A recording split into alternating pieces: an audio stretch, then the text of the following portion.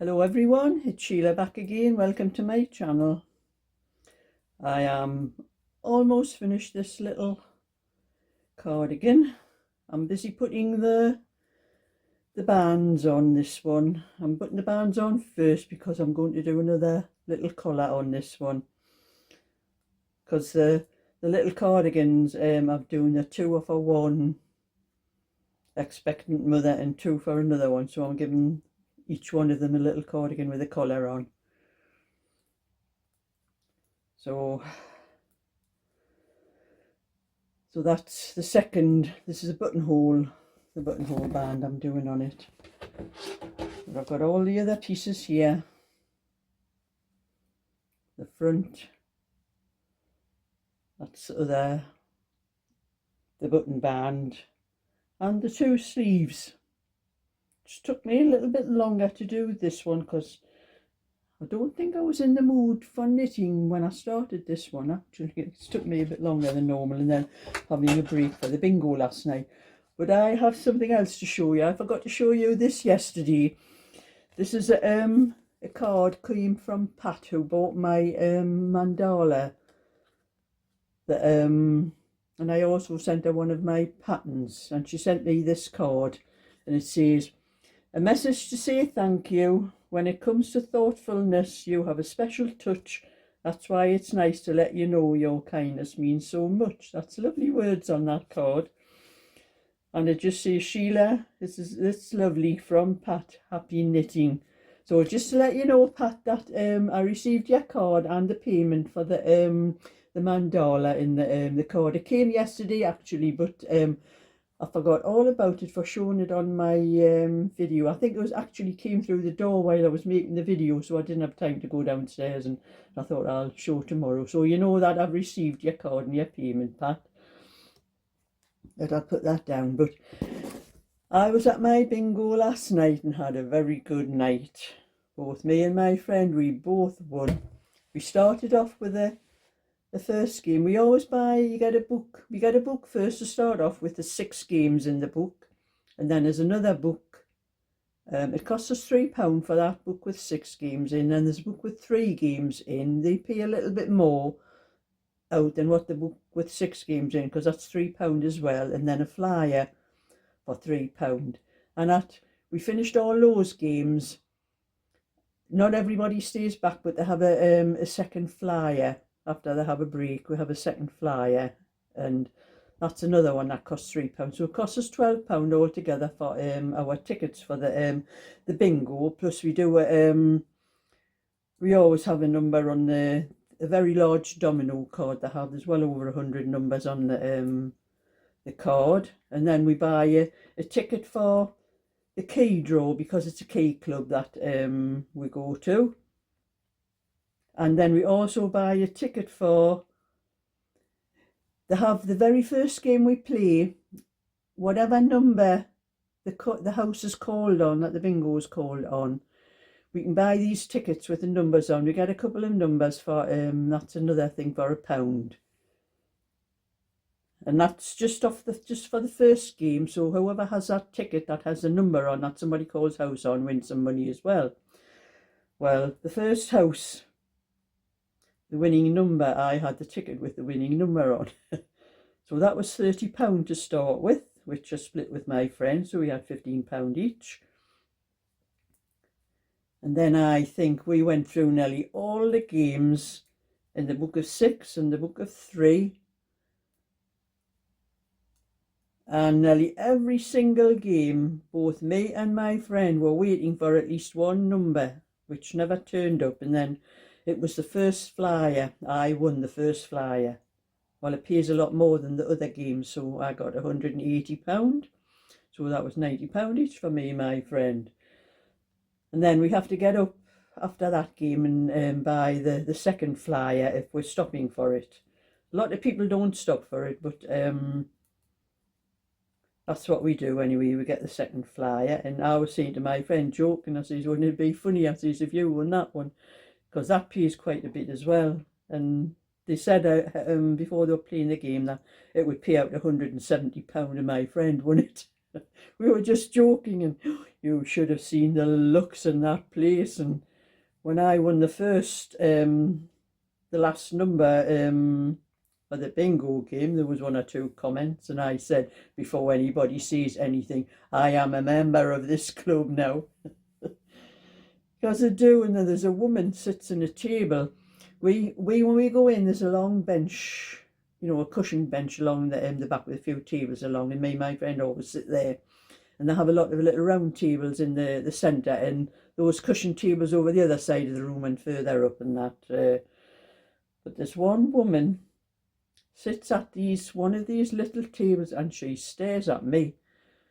And I don't know why, and I'm saying to my friend, I'm going to hit her one of these nights.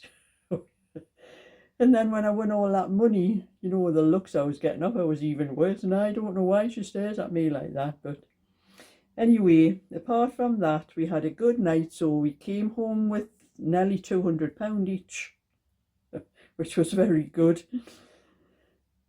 But I'm going to tell you a little story about how I met my friend, because I've only known her since 2016.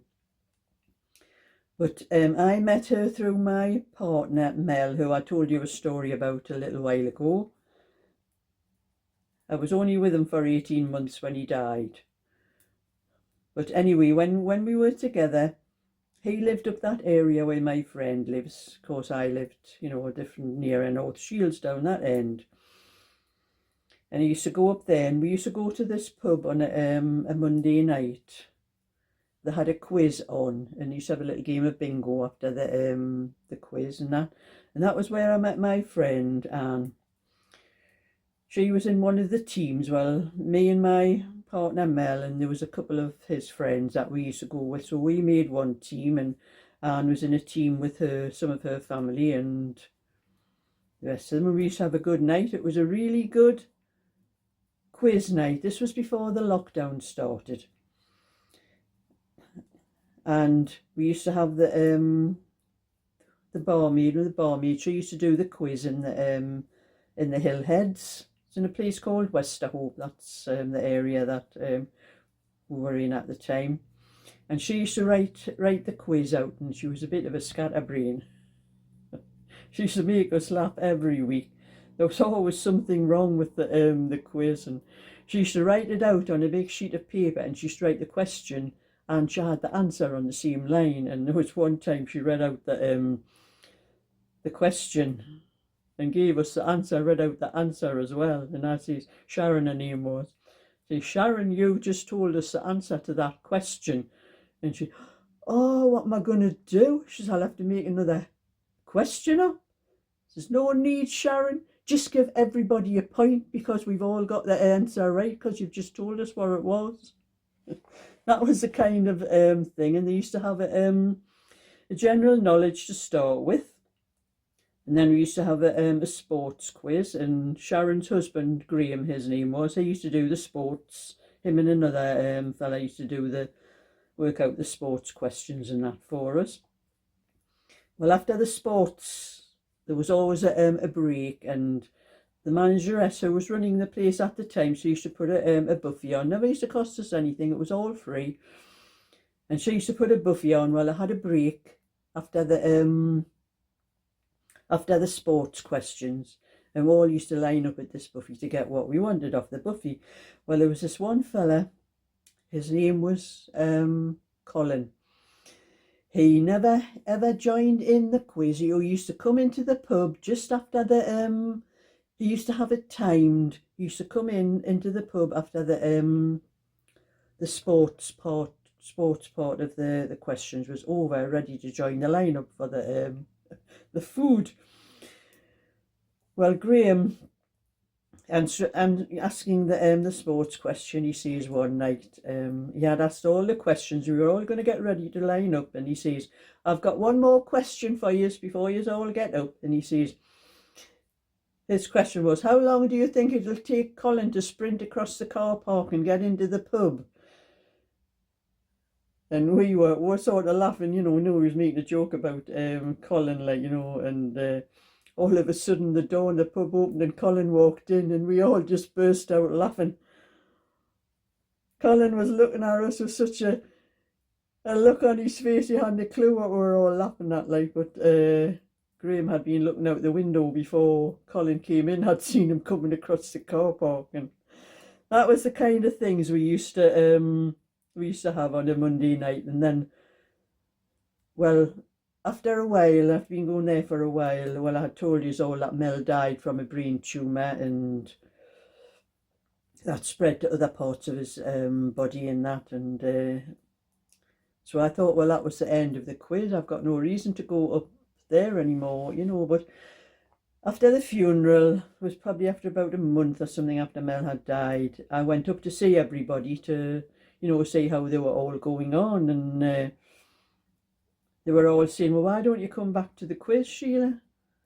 I says, well, I haven't got a team anymore. I says, Mel's gone. I says, and his friend doesn't want to, his friend's not bothered about coming anymore. So I says, I've got no team. And that was when my friend Anne said, she says, well, just come up and join our team, Sheila. And that was how I met my friend Anne, and we've been friends ever since, and we had a night out now and again. And but anyway, the COVID happened, and it spoiled our quiz night, because in Natcha all the pubs shut at the time. We couldn't go to any pubs. And then when they did open up again, there was a new manager in the pub. Well, he carried on with the quiz, but it wasn't the same. But he was trying to make a go of the pub, and he started on a Wednesday night. He asked if anybody was interested in a rock and roll bingo. So we said naturally, oh yes, we'll have a go at it. So we started going. I used to pick my friend up on a Wednesday, and we went to this rock and roll bingo. And you know, me and my friend had no hope of winning it. It was all right if there were the songs from our era, we knew them, but a lot of the modern songs, the newer songs these days, we just hadn't got a clue. But anyway, we came to an arrangement with all the rest of the people that were playing in this quiz, that if it was a new song, because we had, it was sheets like the bingo card, but instead of numbers, there were songs written on. And when the song was played, you had to mark it off the card. Well, we never knew the names of all these new modern songs. So we came to an arrangement with everybody, because there was a lot of younger ones who didn't know our songs from our era as well. So we said, whenever we know what a song is, we'll shout the name out. You do the same, the younger ones, because we don't know what your songs are. So that's what we arranged, and we did win once or twice after that. But the pub ended up being shut down altogether, because they didn't keep up with all the rules about how people had to be separated and only so many at a table and things like that. So it came to an end in the Hill Heads. And then when they started, you know, where the restrictions weren't as bad, where they could let up some of the restrictions and all that, we started looking for somewhere else to go. So we did find a place, and there was a lot of us that were doing the rock and roll bingo. There was a lot of girls. That was how I met a lot of other girls I was going to the bingo, because they decided they would like to do a bingo somewhere else. So we found somewhere else to go. But these girls were a lot younger than me and my friend. My friend's about 6 months younger than me. I was the oldest of all of us there. And I'm doing one row more than I should there, so I'm going to put that down. But they saying they were in there like 50-ish, about early 50s and that there. And me and my friends in our 70s. And anyway, they were paranoid about the COVID. And we started going with them to other places. And at first, the pub was only allowed to open till about 9:30. You had to leave early, and that is when they were first, you know, letting people go into pubs, and that when they started taking some of the restrictions off the pubs and that. And these girls were terrible. You had to cough or sneeze, blow your nose or anything, and you had COVID. And they went on like that for quite a while. And even when all the restrictions were eased altogether, where we didn't have to self-isolate or anything like that, they were still doing the same thing. Well, I've had a cough for years. And that's what I said to them, because I was coughing one time.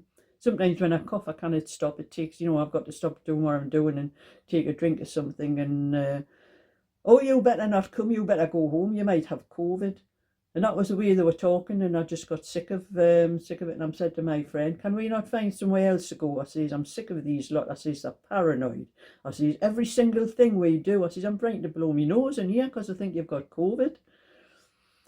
So that's what happened, because I said I wasn't coming anymore. I says, if she was going with them lot all the time, I says, I'm not going anymore. So I says, if you know anywhere else, let me know. So she messaged me, I think it was the next day, and she said, do you fancy, she says, we had been to this club before, the Jack, she called it, it's a Union Jack club, a key club. She said, you know, we've been there once before for some event that was on. Remember the girls singing and that? And she says, do you fancy going there? Because she says, I have bingo, but it's a Thursday, not a Wednesday. So I said, okay, we'll try it. And it was the best thing we ever done, because all the other places we went to, we never ever won anything. All the other girls that we were with were winning every week, but we never did. But ever since we're going to this place, the Union Jack, we win quite regular. And these other girls are quite shocked actually when we let them know, you know, oh, we won such and such. And of course they haven't won anything for a while. And I said to my friend, don't tell them where we are. I don't want them coming up here. They didn't realise, me and my friend, the age we were more susceptible to catching things like that than they were. We should have been more worried about COVID than they were, but I just gave up on them. But anyway, that's just a little bit of another story for you, and thumbs up and subscribe, and I'll finish my little cardigan and probably be showing you it in my next video, because I'll get the collar on tonight and get it sewn up. So bye for now.